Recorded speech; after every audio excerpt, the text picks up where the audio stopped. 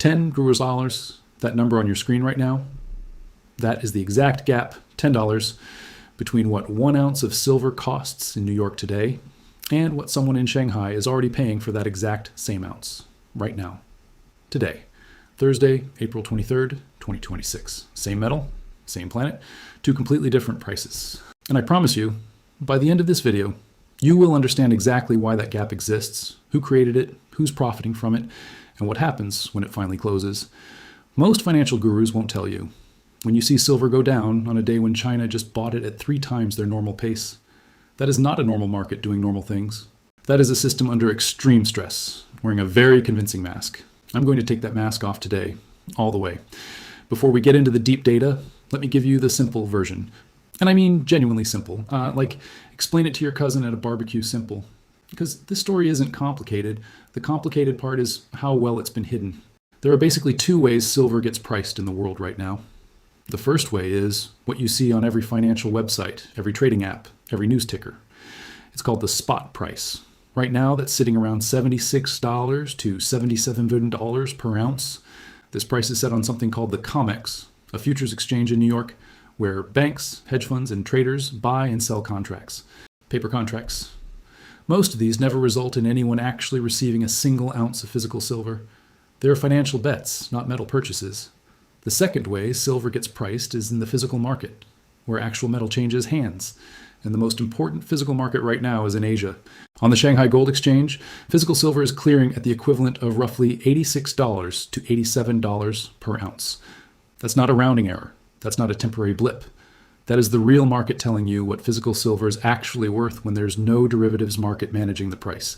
The East is showing you the real price. The West is showing you the managed price. Now, here's where it gets interesting. When a price gap that big exists between 2 markets for the same product, traders and arbitrators will always move the product from the cheap place to the expensive place, which means physical silver is flowing out of Western vaults into China every single day, as long as that gap holds.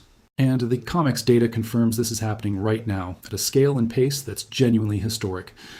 Let's start with the single most important number from last month. In March 2026, China imported 836 metric tons of silver. 836 metric tons. Now let me give you something to compare that to, because without context, a big number is just a big number. The average amount of silver China imported in the month of March over the past 10 years, about 306 metric tons. So last month, China bought silver at roughly 2.7 times their normal pace. And remember, this is a country that already mines roughly 3,300 metric tons of silver every single year, right inside its own borders. China is the world's 2nd largest silver producer. They are not a country that runs out of silver, so why are they buying nearly 3 times their normal amount from foreign markets? The answer has 2 parts, and both of them matter. Gold, the metal that Chinese households have traditionally bought as a savings vehicle, is now genuinely out of reach for the average Chinese worker. It's trading above $4,700 per ounce. For most middle-class families in China, that's simply too expensive, so they've pivoted to silver.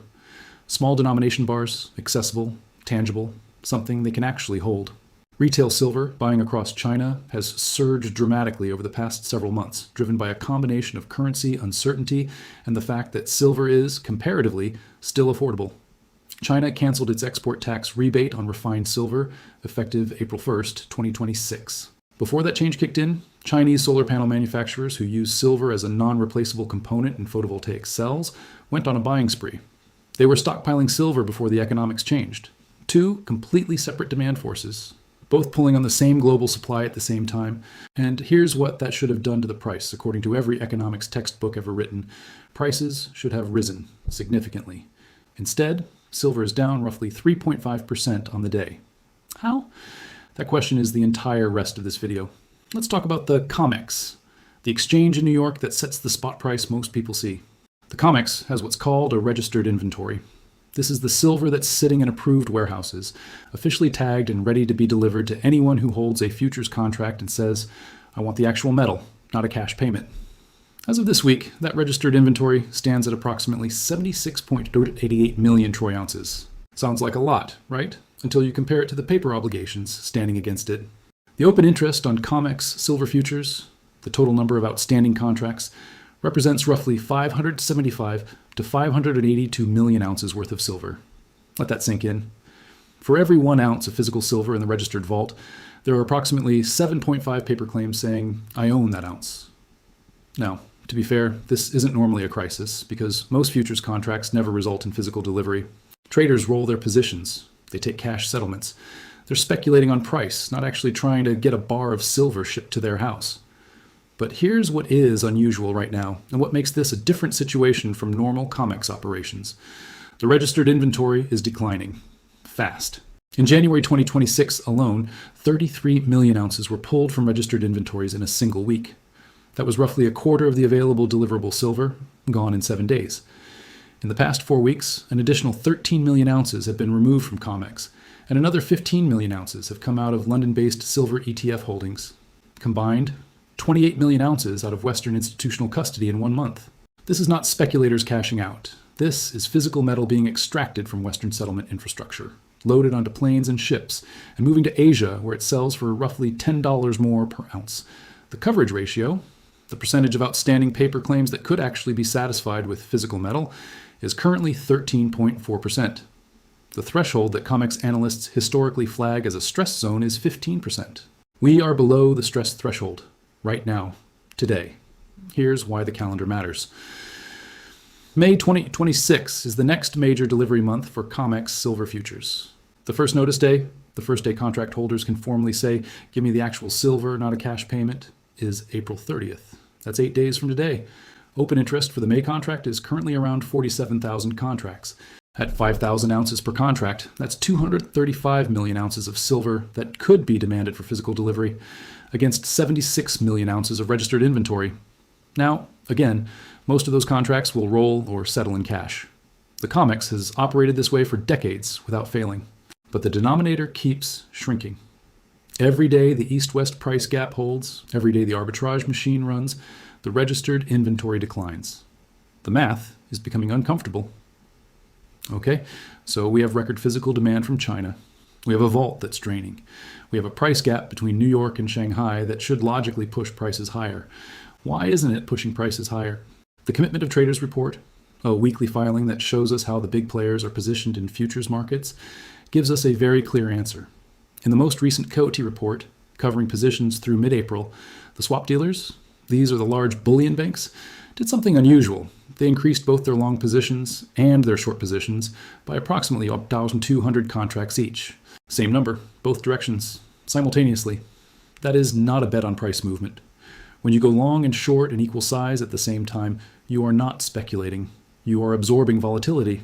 You're acting as the counterparty to trades that would otherwise push price up or down, and you're neutralizing them. The technical term for this is price pinning, and it has a very specific purpose.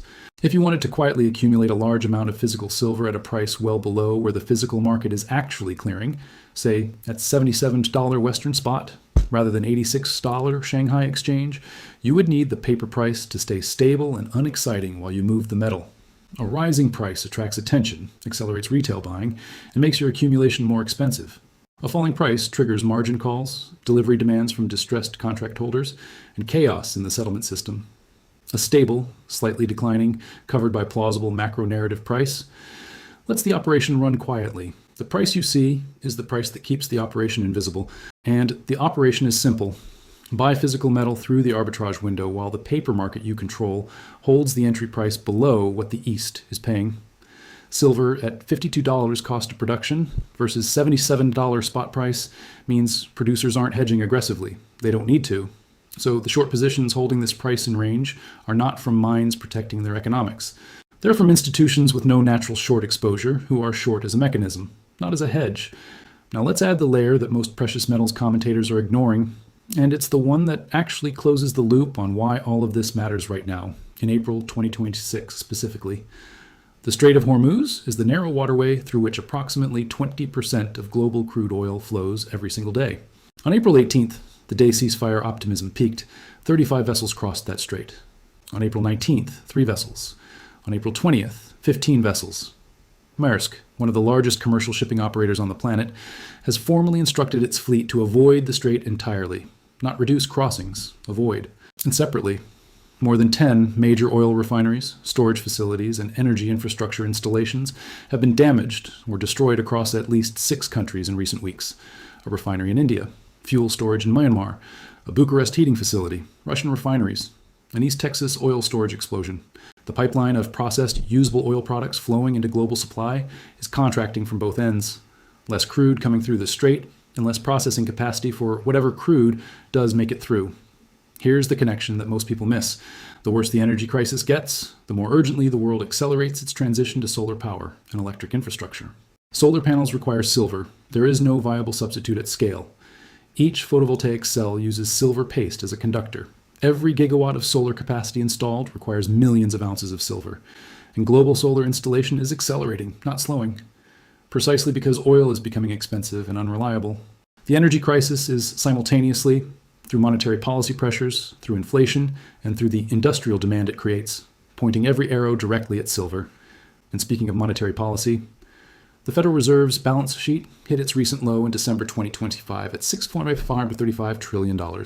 As of April 15th, 2026, it's at $6.705 trillion. That is $170 billion of expansion in less than 5 months. Not labeled as quantitative easing, just quietly happening.